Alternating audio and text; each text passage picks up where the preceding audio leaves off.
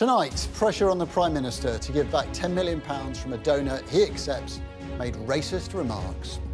At Prime Minister's questions, Rishi Sunak says remarks made by Frank Hester about Diane Abbott were wrong, but insists that he's pleased Mr Hester supports his party. The SNP's Westminster leader, Stephen Flynn, accuses the PM of putting money before morals. He's going to join me live next. Another big story tonight, the government signals it's going to bring in new laws to stop foreign powers owning British newspapers. So, is a takeover of the Telegraph newspapers and the Spectator magazine, backed by Abu Dhabi, now scuppered? Our business correspondent Paul Kelso will talk us through what all that means. And I'll be joined live from New York by the Spectator magazine's chairman, who is, of course, opposed to the sale. That's Andrew Neil.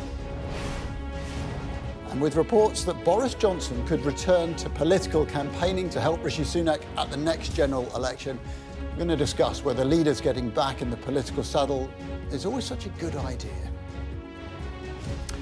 All that and more, Kate Fall and Andrew Fisher will be joining me in the next hour. It's Wednesday. I'm Adam Parsons, live from Westminster. This is the Politics Hub.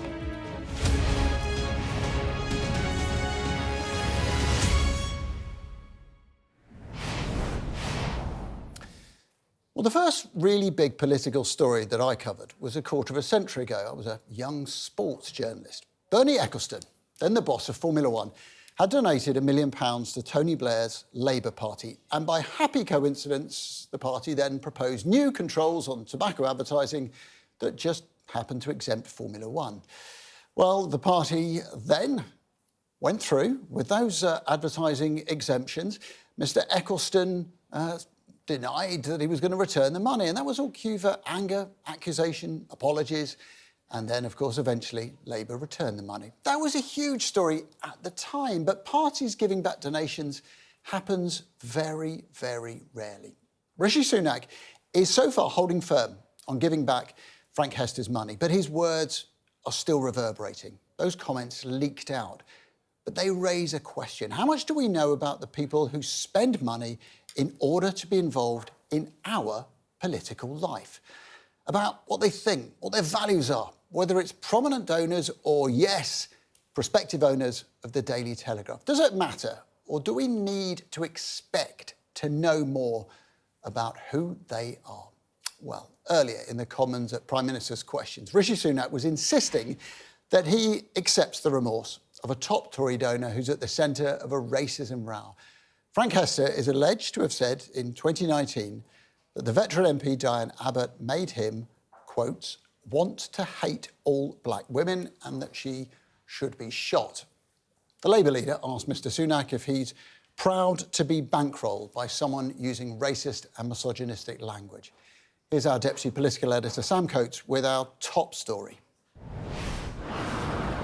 A Prime Minister having a bad week that's about to get worse. Will you give the money back, Prime Minister? Dogged by this row since Monday, the Prime Minister took a day to condemn offensive remarks from his biggest donor about former Labour MP Diane Abbott as racist. His party divided and increasingly despairing at his leadership. Is the Prime Minister proud to be bankrolled by someone using racist and misogynist language when he says the member for Hackney North and Stoke Newington makes you want to hate all black women? Mr Speaker, the alleged comments were wrong, they were racist, and he has now, as I said, the comments were wrong, they were racist. He has rightly apologised for them, and that remorse should be accepted. Rishi Sunak eager to forgive, but the opposition not willing to forget. Mr Speaker, the man bankrolling the Prime Minister also said that the member for Hackney North should be shot.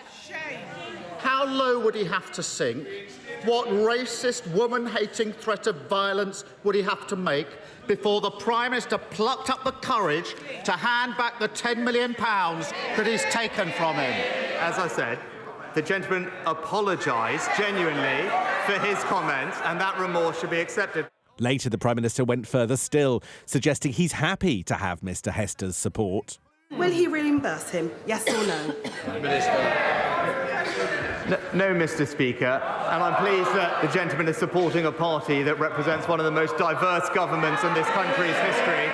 The woman at the heart of this story tried and tried and tried to have her say in the Commons, rising dozens of times through PMQs, trying to get her own question, but not picked by Speaker Lindsay Hoyle. She's accused him of failing democracy. She did get a visit from her former party leader. Ms Abbott said she asked to have the Labour whip restored, but witnesses tell me he simply dodged the question. It's a time for family. It's a time for friends. Frank Hester is the Conservative Party's biggest ever donor. He's given £10 million to the Tories in the last year, but the party he's funded is now deeply divided about his offensive comments. Minutes after Rishi Sunak refused to hand back Mr Hester's cash, the Scottish Conservatives broke with their leader, releasing a statement demanding the party carefully review the donations. And even loyal MPs are only offering the faintest praise for the PM. Do you really, genuinely, in your heart of heart, think that there's a guy who can turn around a 26-point poll deficit? Well, I think the Prime Minister's got far better at PMQs in recent weeks. And not willing to repeat the Prime Minister's own words. Do you think Frank Hester's remorse should be accepted? I think, well, I don't know enough about the issue personally, but in the sense that, in the sense, I don't know the context of it, but what he said was racist and what he said was wrong.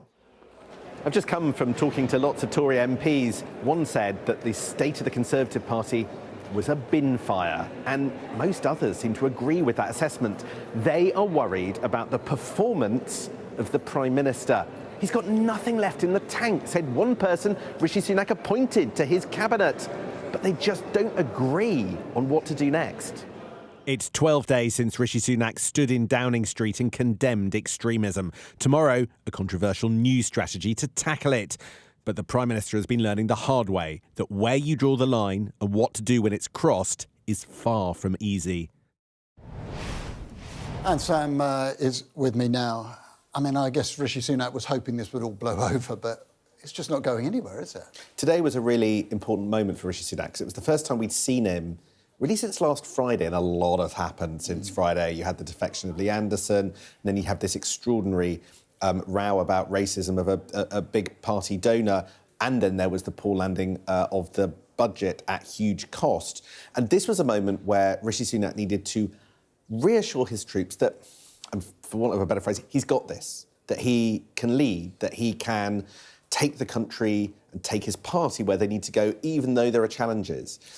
And it didn't entirely go well, as we saw in that report. You had rebukes from the Scottish Parliament, Scottish Conservatives, you had rebukes from his own side. And I have spent quite a lot of the afternoon talking to Tory MPs about where their heads are, and a lot of them are flapping, some of them are panicking, and a lot of them are unhappy. And the one saving grace for Rishi Sunak is that there is no common direction that they're all running in, be it having no confidence in him or maybe trying to pull forward the date of a general election. But I have been struck just how, even today, how much chatter there was about May for such a big variety of reasons. Some of them just don't think he has any more in the tank to give and worry that if he extends his time in number 10, it'll just get worse and worse and worse. Some of them worry about the local elections. One Tory MP, Adam, said to me that one reason for going now is that Labour is hurting because of what's happening in the Middle East, and the Middle East crisis might be solved by the autumn, and that could make things easier for the Labour Party. Just imagine that. They also said one reason for going long might be because some of their younger MP colleagues had racked up so much debt that they need a few more months' salary. Those are the conversations I had in the last few hours. That's the kind of febrile mood that the Conservative Party are in right now. Wow. Sam, thank you very much indeed. Sam Coates. Well, last night we had the Labour MP Dawn Butler on the show. She's also appeared on today's edition of the Sky News Daily podcast. She's been telling Sky's Neil Patterson about how she went for lunch with Diane Abbott this afternoon, along with other black female Labour MPs. We took Diane out for lunch today. The black women in Parliament. We took her out for lunch and we sat and we had lunch. And, it affects her. We are not, invincible. We get these labels as strong black woman or angry black woman. We are not invincible. And it it does affect us. The fact is that, and you speak to Black women in the public eye, you know, there is a certain amount of armor that we have to wear just to get through the day. And it is hard. And when your prime minister, who is supposed to protect us, when your prime minister, who's supposed to get it, doesn't and lets you down and fails, God, it's a betrayal. But it also just makes you think, gosh, we're never going to move forward.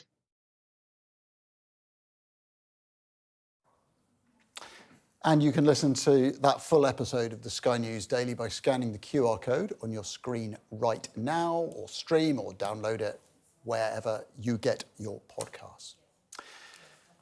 Well, let's analyse more of this now. As you can see, the SNP's Westminster leader, Stephen Flynn, has joined me. I think I know the answer to this, but has the fallout from the Hester row gone anywhere?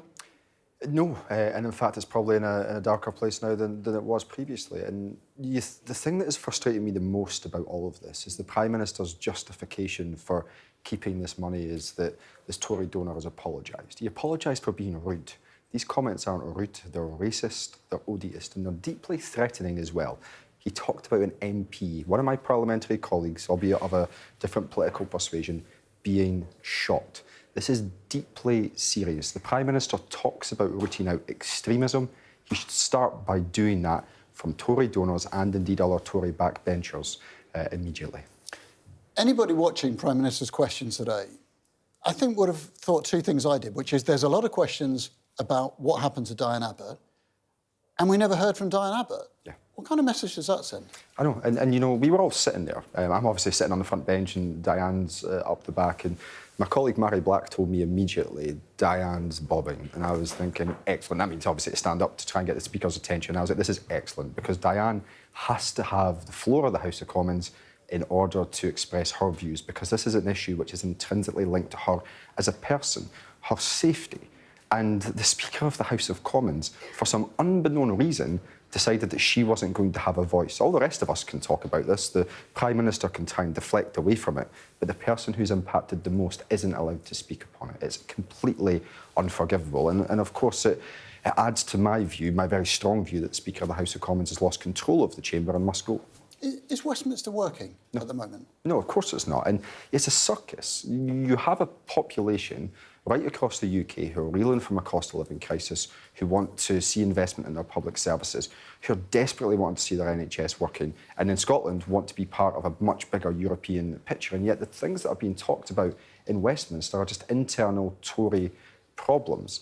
But this isn't just a problem, this is existential. This is about a Prime Minister of the United Kingdom refusing to condemn racism, refusing to condemn threats to an individual MP, and simply saying that someone apologising for being rude is good enough. The money shouldn't just be given back to this Tory donor. It should have already been given to an anti-racism charity. They should have done the right thing, but I fear it's too late.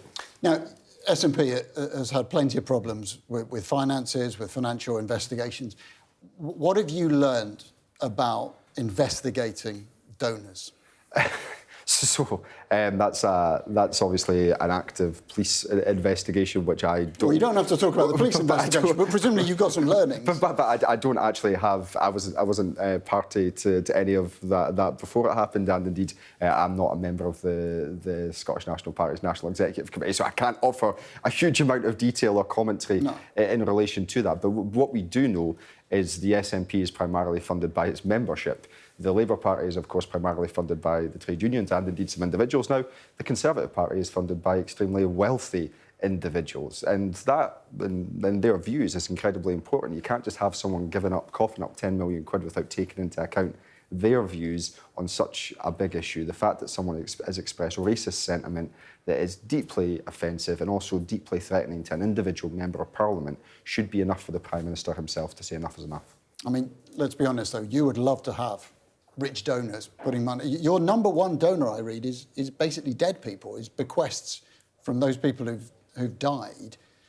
You'd love to have rich donors coming your way. You wouldn't turn them away, would you? If someone was to come forward to me right now and I knew for a fact that they had been racist and they'd been threatening to whomever in society, I would say no to that money because that is the right thing to do. I believe that morals matter more than money, and the only way you can express your values to the public is if they believe in you, if they believe that you have integrity. The Tory party have shown themselves not to have that. Should we rethink, though, how we fund politics in this country? Because there are countries across Europe where there is state funding for political parties. I mean, can you sell that to voters? Would you want to sell it? Well, that's obviously a much, much bigger story. For a party like my own, primarily we get our money from the membership fees for those who opt to join the Scottish National Party. It's for the Labour Party and indeed the Conservative Party to explain where their money comes from, but ultimately it is teetered towards the bigger parties, and that makes the playing field not the best. It is very uneven, particularly for those who are trying to break through. But I don't think we should separate or walk away from the big issue here, which is the fact that the Tories have raked in £10 million from someone who has been racist, who has used threatening language towards a sitting member of Parliament. They've chosen to accept an apology which says that that's rude. It is not rude. It is much worse than being rude. The Prime Minister should be setting an example. He should be rooting out extremism. And the best way to do that is, of course, to act upon a Tory donor and indeed some of the other vile comments from Tory MPs over the course of recent weeks and months. Stephen Flynn, thanks so much for joining us tonight. Well, this dominant political story of the moment, pretty sure to feature heavily in tomorrow's papers. We're going to have our extended press preview and our news review from 10:30 this evening with tonight's news and tomorrow's headlines. Joining us will be the Daily Mirror's Associate Editor, Kevin Maguire, and the Daily Telegraph's Deputy Comment Editor, and that is Annabel Denham.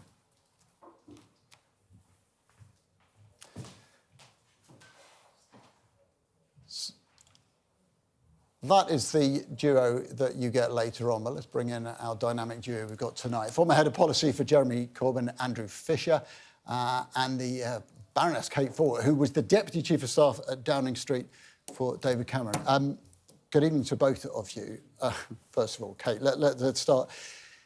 Pretty grim time for Rishi Sunak. I mean, is there any light at the end of this particular tunnel? Such a grim day. I mean, appalling remarks, racist remarks, off the back of a similar situation with Lee Anderson. And what struck me was, why does it take them so long just to call out these things for what they are, terrible racist comments? And it speaks to me of a sort of lack of confidence at the heart of Number 10, I'm afraid. Also struck by the fact that this was such a huge donation. I mean, I know a bit about donation and parties from my time in Conservative Central Office, and I mean that it struck me that you shouldn't be taking such a huge donation from one individual as well. So bad times for the centre, and of course it's an election year, and we're all wondering how long will they go until they call one. I mean, Andrew, it just looks like chaos from outside. And look, I'm sure that you are sort of revelling in Rishi Sunak's sort of misery, but to an extent, this is bad for it's bad for democracy, politics. isn't it? It's bad for politics and it's bad for democracy. I think it's bad. It's bad enough that people are buying influence with £10 million donations, and I think there's a real conflict of interest here as well, which is the lesser part of this story, it has to be said. But, you know, this is a guy who's won contracts on the NHS. That's where he's made a lot of his money, and then he's donating it back to the government. I mean, that just smells wrong, just from that sight. But what he said is not only racist and deeply misogynist as well, but it was also, you know, threatening violence. He said, I hope she gets shot. I hope she dies. You know, this is nasty stuff. This isn't just political criticism. This was really kind of violent racism and sexism. And to then just say, oh, I apologise for being rude, is not a real apology. You know, if I punch you in the face and say, oh, sorry, my hand slipped, you wouldn't accept that as an apology. You'd say that's outrageous. I wouldn't do such a thing. I mean, I might do, but... You'd probably hit me back twice as hard. Don't worry, I wouldn't do it. But, you know... I'm a nice guy. Yeah, me too. So that's good. But, you know, it's just really a bad thing, I think, that he's done. And it's right that all the political parties have called him out on it. And actually, it seems like there was kind of dissent within the cabinet that forced his hand here.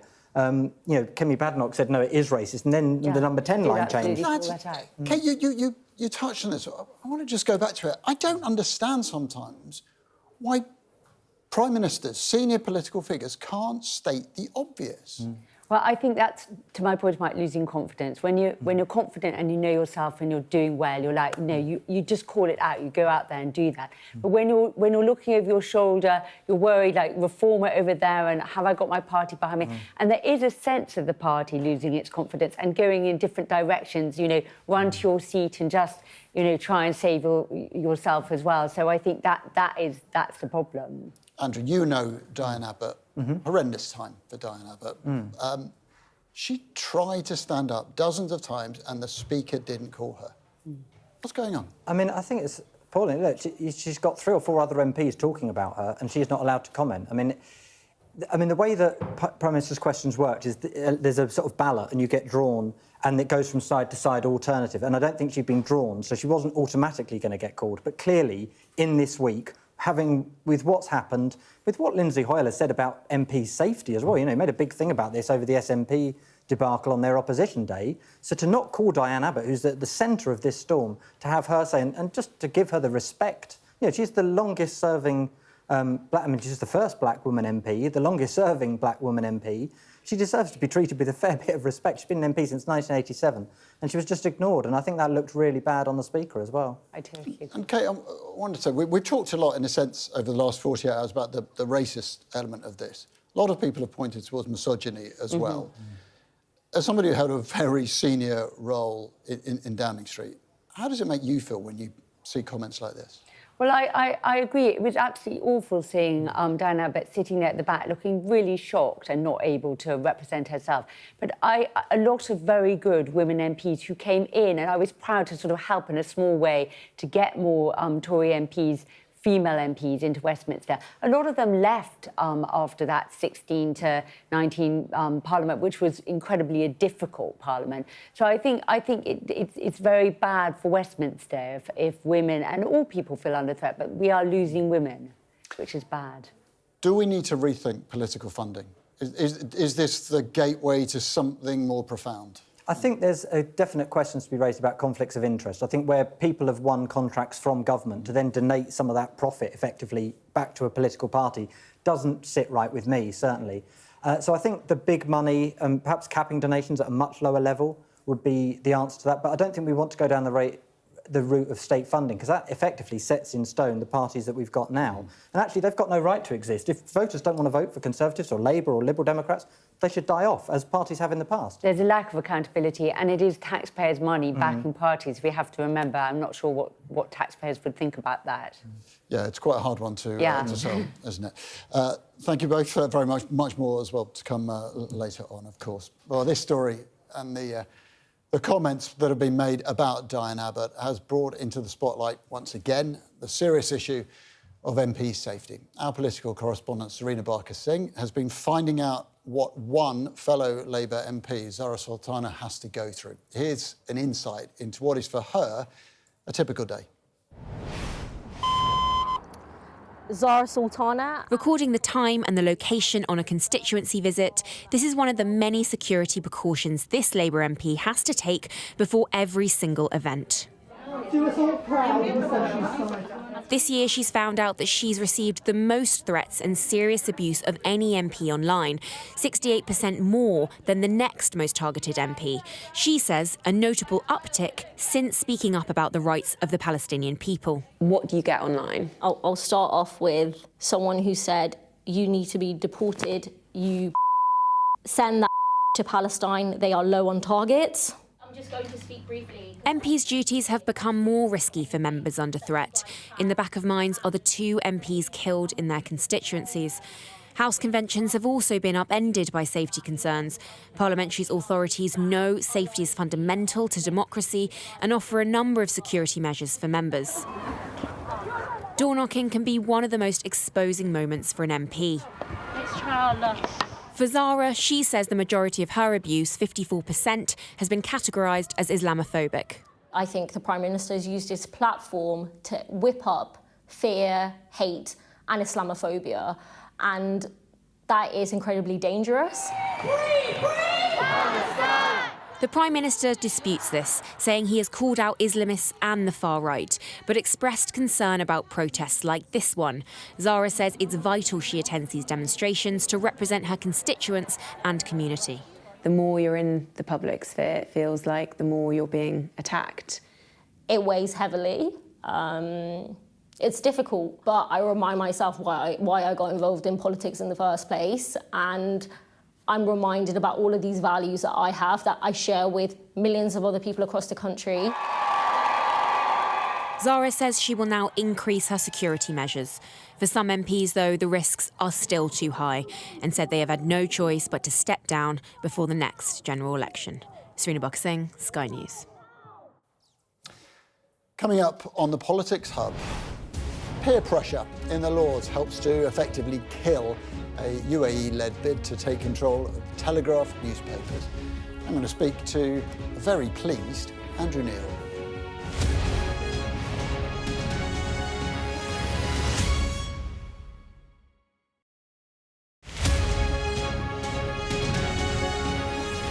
Michelle Sank won the Portrait category of the year, and Leah Mann won the Landscape category, and both are with us. This was taken at the pavilion in Sea Point, an area where I grew up as a child, which I've returned to in the last couple of years to make work there. And what's extraordinary about this post-apartheid is the multiculturalism that is now there, and the fact that this pool has not changed at all in all these years, so quite remarkable. This is a photo that I took on one night in the Isle of Skye, Scotland. It's one of the most beautiful landscapes that I know. It's the Old Man of Storr, amazing rock formations. And I used some drones with lights attached to them to light up the landscape. In the background, you can see what actually looks like a sunrise. That's the moon. So about half an hour before I took this image, this huge blizzard blew through, and all the ice crystals in the air, they kind of refract the light in the same way that the atmosphere refracts the light during a sunrise. So it gave the moon this kind of brilliant orange glow. I work very intuitively and very spontaneously, and something sparks a kind of awe in me when I'm working in this place. And I saw them sitting there and just asked if I could photograph them. So my relationship is very symbiotic. It's about me negotiating with them. There's an intimacy that I think comes through in my subjects with myself. And that's extremely important to me, that it's almost like an act of love when I see the image that I want to take.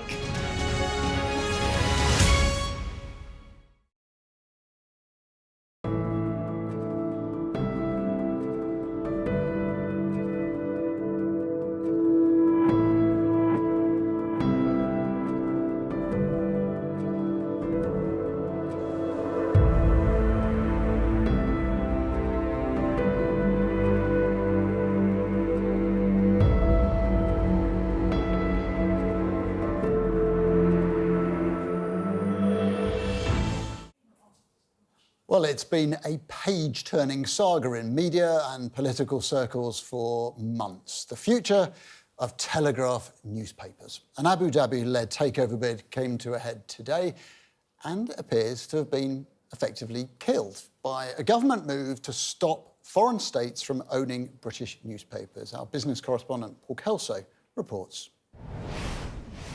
The Telegraph is one of our oldest daily newspapers and most influential modern media brands. But a takeover backed by the Abu Dhabi royal family threatened to put the voice of conservative Britain in the hands not just of a foreign owner, but a foreign state, a move the government will now block. That His Majesty's government is committed to bringing forward an amendment to this bill at third reading, which prevents foreign state ownership of newspapers.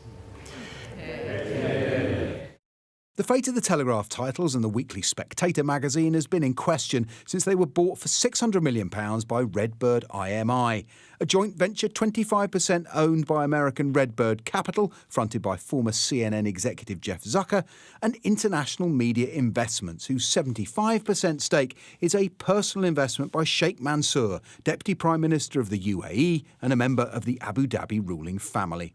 The deal has been stalled since Culture Secretary Lucy Fraser referred it to regulators. Redbird will now have to reduce Sheikh Mansour's stake or walk away.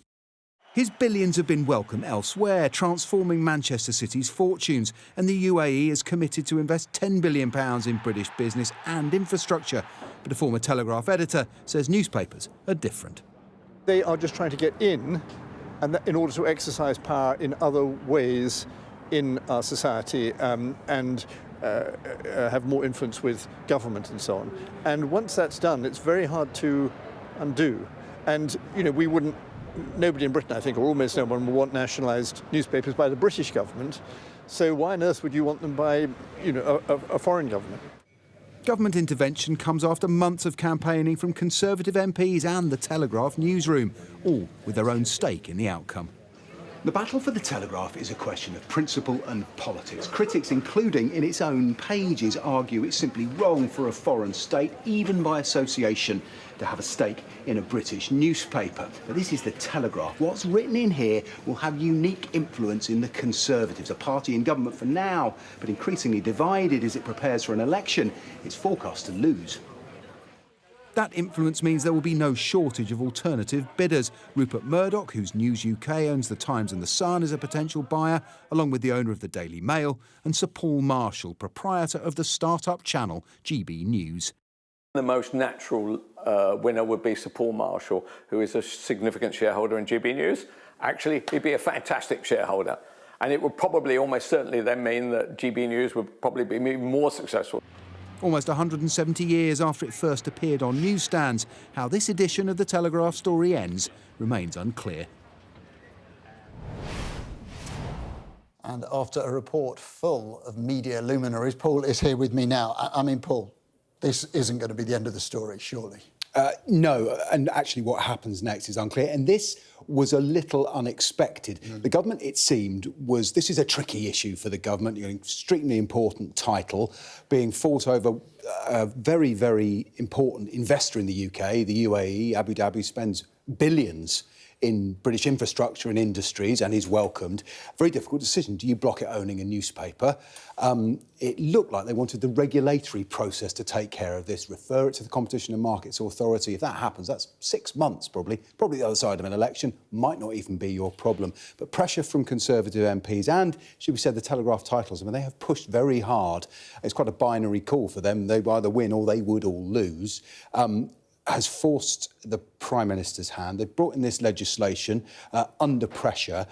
What we don't know now is quite what it means. Redbird IMI will have to, as far as we understand this, reduce the Abu Dhabi stake right down, one would think below 25%. Plenty of other media owners that I mentioned there would like to move in to help dilute that. They may prefer to walk away. If that happens, the question is, who wants the Telegraph? Well, we know the Mail wants it, the Times titles want it. Paul Marshall, GB News, would like it. There may even be a battle for who has the right to sell it. It was a very complicated deal, this. Redbird IMI got round an auction. They effectively lent the money to the previous owners, the Barclays, to pay back a loan to Lloyds Bank. That's how they got the money. The question is, where does the security over that deal lie? Redbird say they firmly have the right to the shares in the Telegraph, and they will be in charge of any auction. Insiders I've spoken to have suggested the Barclay family would quite like to get back involved. So there is a great deal of uncertainty, but there's an important principle here of media ethics that appears to have been settled. This government says you cannot control a newspaper, not broadcasters, just newspapers and magazines, if you are a foreign state. Plenty of very happy Conservative MPs. They may be hoping to be on the right side of whoever owns the paper in future, because the future of the Conservative Party is also, one would suggest, up in the air. Paul, thank you very much indeed. Paul Kelso, our business correspondent there. Well, all of this coming as exciting news to the chairman of The Spectator, Andrew Neil, who joins us now from New York. Mr. Neil, good evening to you. Good afternoon. Your reaction, first of all. Well, it's very much a move in the right direction. We welcome the government has done this. It's come late to the party. And I think it saw the force of what was happening both in the Lords and the Commons, that there was a swell of opinion prepared to force an amendment through that would have meant no foreign government could take a British media asset without a vote of both houses, in the Lords and the Commons. And it saw that that was going to go through. So like all governments, when they're the wrong end of a majority, they decide to join the winning side. So belatedly, dragged a little bit, screaming and kicking, it's decided to take ownership of this and actually go further, because it's now going to make it not a vote in the Commons or the Lords, it's going to make it the law of the land that foreign governments cannot own British media assets. And our understanding is that there'll be no cut-off point. The cut-off point is 0%. That they can't, Redbird will not be able to dilute this. Our understanding is that foreign government can have no percentage in this kind of deal. And the other good thing that we learned just a couple of hours ago is that it explicitly includes the Spectator as a news periodical magazine. We're covered by this too, for which there is much relief, because beforehand, our legal position on this was uncertain. What would you have done if this hadn't happened? What was your legal position? I mean, were you prepared to fight this in court? Oh, no, we didn't have the power to do that. If the government had ruled in the end that there were no regulatory hurdles to Mr. Zucker of Redbird and IMI, the Arab side, being able to buy the Spectator and the Telegraph, there's nothing we could have done about it. I would have gone. I wouldn't have stayed to work for them. I don't think my editor, Fraser Nelson, would have stayed either. But they would have got it. And by getting together this coalition, I mean, this is an unprecedented coalition. It's not just the Tories at all. Indeed, a lot of the Tories, as I say, were late to the party. We've had huge support from Labour and from SNP and from the Liberal Democrats. It's a cross-party coalition. It spans from Lee Anderson to Caroline Lucas. Now, there are not many coalitions can include these two, so it's quite an achievement by the British Parliament. You mentioned Jeff Zucker, the former boss of CNN. He was leading this big, he was the front man. I want you to listen to this, Andrew Neil. He was speaking to the newsagents, and this is what he said about you and about talks he had with you. Just have a listen. The reality is that Andrew Neil was interested in working with us until we didn't have any interest in having him work with us. He says that you wanted a job as chairman of an editorial board that would have covered the Spectator and the Telegraph, and you wanted to shadow the job of the editor, and they wouldn't give it to you. And that's why you got annoyed. What do you say? He's lying. Simple as that. He's lying. There's no truth in what he says whatsoever. I mean, how could I ask for the job of shadow editor? Do you know what a shadow editor is? I mean, I've been in journalism for 50 years. I've never heard of the idea of a shadow editor. He hasn't ever been in newspaper journalism, so I don't think he knew what he was talking about. I think the truth of this is that by the time he gave that interview, he realized the whole thing was going to hell in a handbasket, and he just decided to lash out. He knew we had done a lot to thwart him from getting his hands on the Spectator and the Telegraph, and he was just lashing out. At no stage did I ever ask Mr. Zucker for a job. At one stage, he offered me a job, and I immediately turned it down. That's the truth of the matter, and it's the end of the matter. What job did he offer you? He offered me a position as what he called an independent editorial trustee of the Spectator. I was supposed to be one of a couple of people who would be regarded as trustees there to try and protect the independence of the editor of the Spectator. Didn't include the Telegraph at all, which it didn't matter. I don't want a job like that. I've spent 20 years protecting the editorial independence of the editor of the Spectator.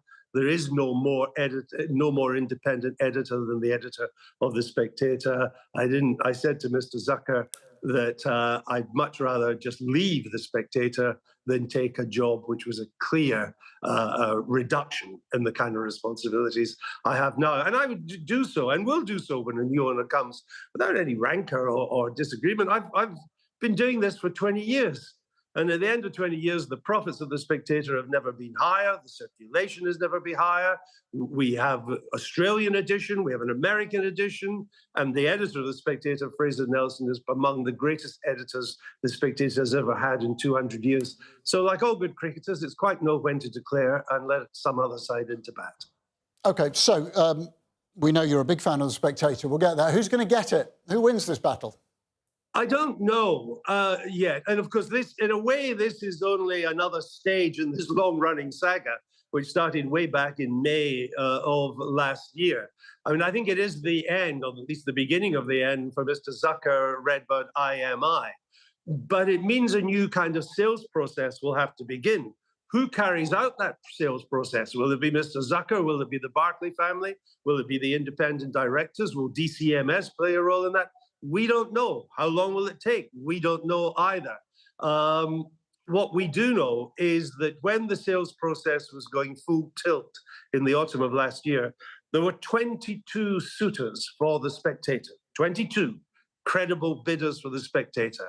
And if we are now coming back onto the market again, and don't forget, we're a separate company from the Telegraph. We're not in the same group as the Telegraph. We're separate. Then if we're back in the market, then I expect a lot of these suitors will return, and it'll be up to various people to decide who the best and what the best home for the oldest magazine in the world should be. But it won't be Mr. Zucker. Andrew, what about Paul Marshall? Is the man who bankrolls GB News. Yeah, I'd be totally, I don't think Paul Marshall is a fit and proper person to take over the Spectator. But can I just make a distinction? That's my own personal view. It's also the personal view of a lot of people in the Spectator. But that's not a matter of public policy. We were against a foreign government taking us over as a matter of public policy. Who I would like to have as proprietor of the Spectator in the future is simply a matter of personal preference. There's no weight in law. It doesn't carry any clout.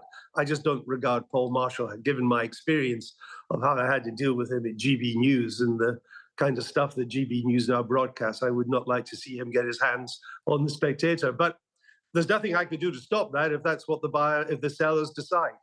You asked me if I wanted it, and I would say no, but I don't have the power to stop it. Oh, you said it would be your personal choice. That caveat in place, who would you like to buy the Spectator? I don't have a favourite. I think I want to see, if we're now going back onto the market, and this will take some time. I mean, I've said that when we get a new owner, I will step down. I will step back and someone else should take over. But that doesn't mean to say I'm going to be gone anytime soon, because I think this is going to take quite a while to get done. I mean, we could be well into the autumn. We could even be under a Labour government before this is finally resolved. So I would like to sit back and see who now wants to put their money back into the pot again and wants to bid for us. There'll be some people just bidding for the Telegraph. There'll be some people just bidding for the Spectator, like Mr. Rupert Murdoch. There'll be some people bidding for the Telegraph and the Spectator together, perhaps Paul Marshall. Let's see what we can get, and then we'll have a view. So will the editor, Fraser Nelson.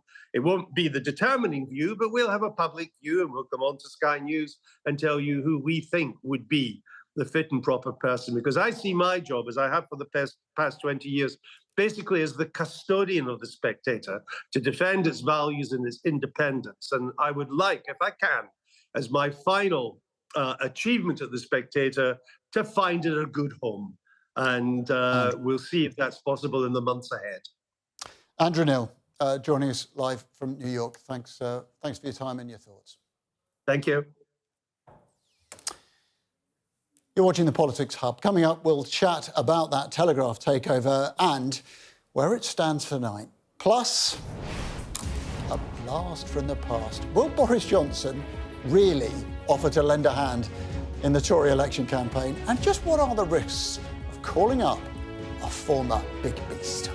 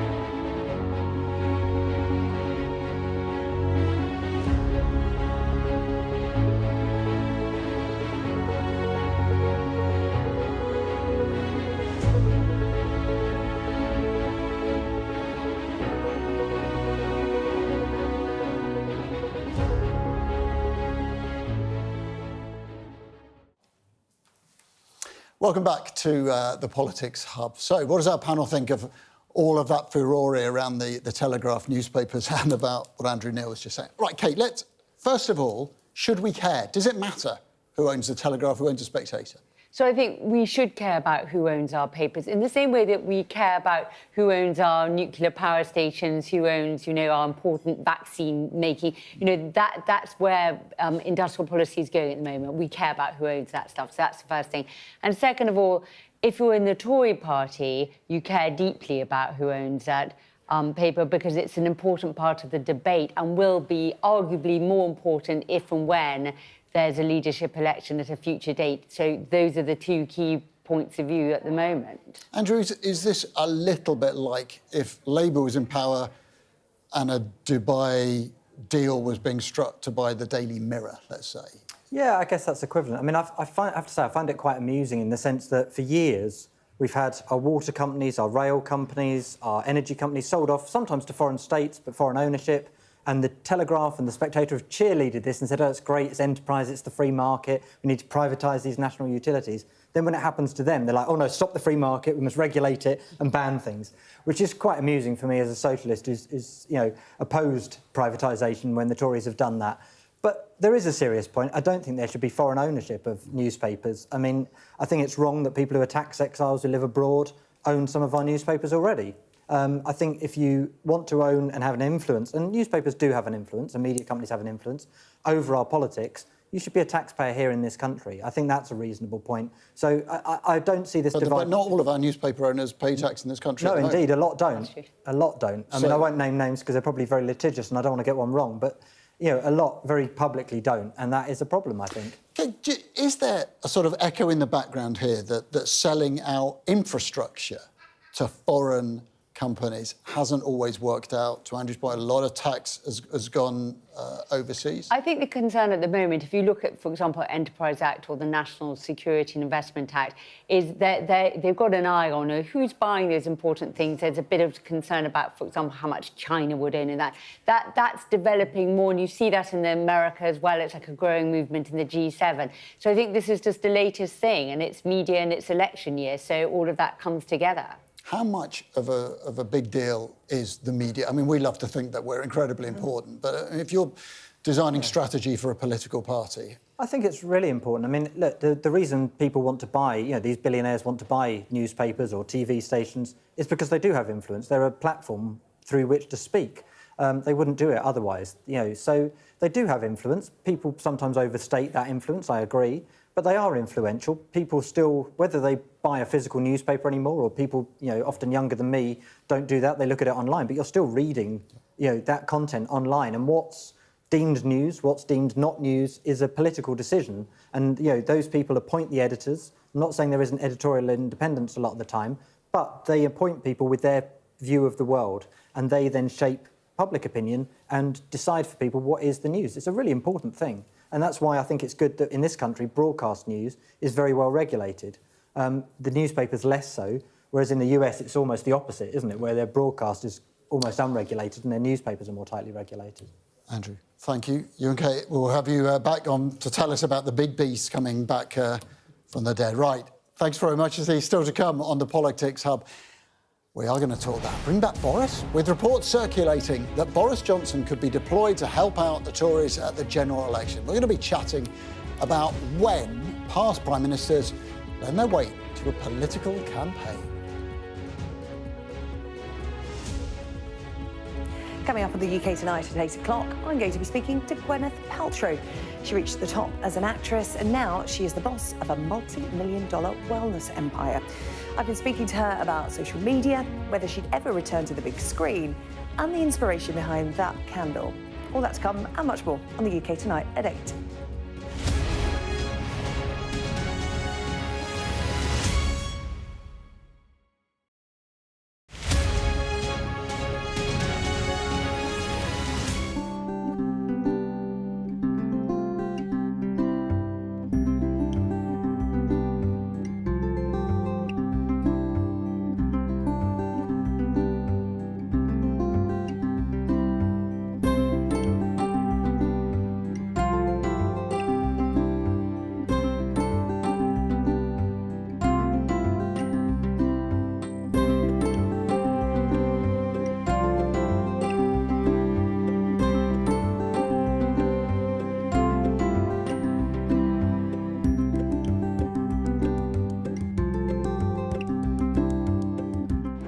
There's always more to the news than a headline. We want to discover, to delve a little deeper, to find out what's really going on. Explanation, analysis, the people at the heart of every story.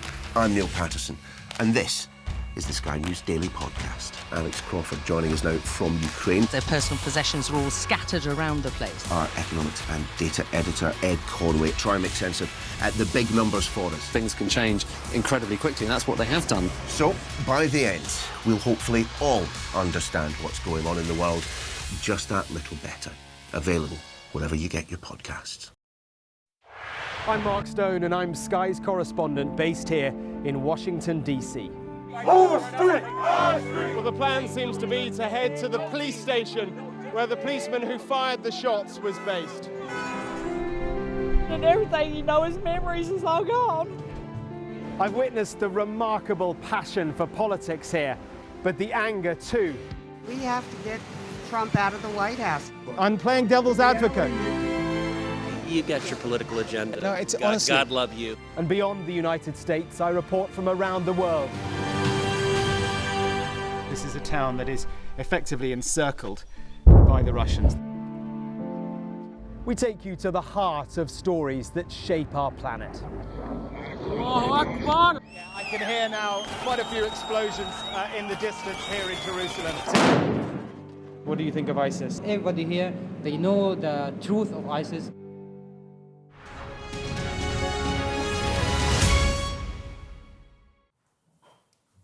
Now, he's a familiar face. He's never really seemed to have gone away since his departure from number 10. But could we now be seeing even more of Boris Johnson? Rumours have swirled over the past few days that the former Prime Minister could return in some capacity to lend a hand to the Conservative campaign during the general election. Various papers have reported on his potential involvement. Particularly, it's claimed in the red wall seats he won from Labour back in 2019. Now, it's not unheard of. Past leaders have been known to lend their political weight to a campaign or two before.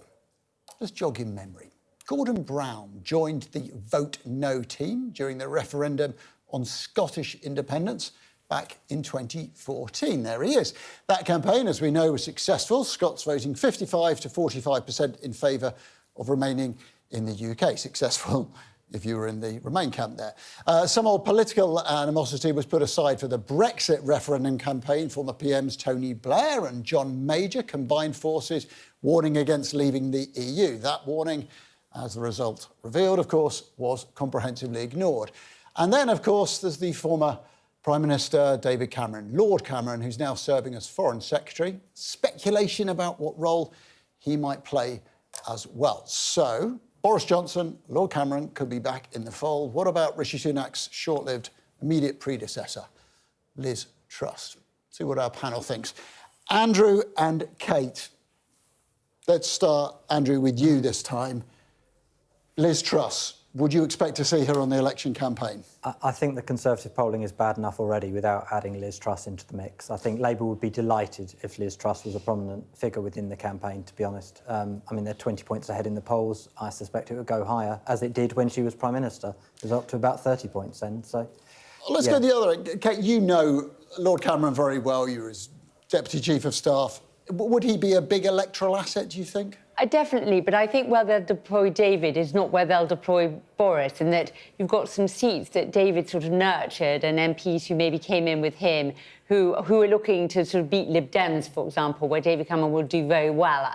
I suspect Boris will be deployed or deploy himself with his dog up in the north in those seats where he feels particularly they were, he nurtured them and they were 2019 wins. So in a way it works quite nicely. I think it's risky though. The risk is they're saying different things in different places, and if we're trying to run like the air campaign, as it were, they might all be off message. I've got a delicious Westminster rumour that if Labour win, there are voices saying they should keep Lord Cameron on as Foreign Secretary because he's punching his weight. What do you think? Well, I think that's a question for if Labour win for the next Prime Minister. Strong, right, Andrew, slightly cruel, but in terms of pulling in past leaders for Labour campaigns, Jeremy Corbyn, your friend, is he going to get a phone call? No, I don't think so. I think Keir Starmer's made it very clear he won't be standing as a Labour candidate. Whether he stands as an independent candidate in Islington North, the seat he's represented for just over 40 years now, remains to be seen. But no, there's no love lost there at all. But I think people need to remember as well, in 2019, the issue was Brexit, not the love of Boris Johnson. I think after Partygate, he'll be an electoral asset for Labour as well. Thanks ever so much indeed. That is it from us tonight. I'll see you tomorrow at 7. Up next, Sarah J. Mee, the UK Tonight.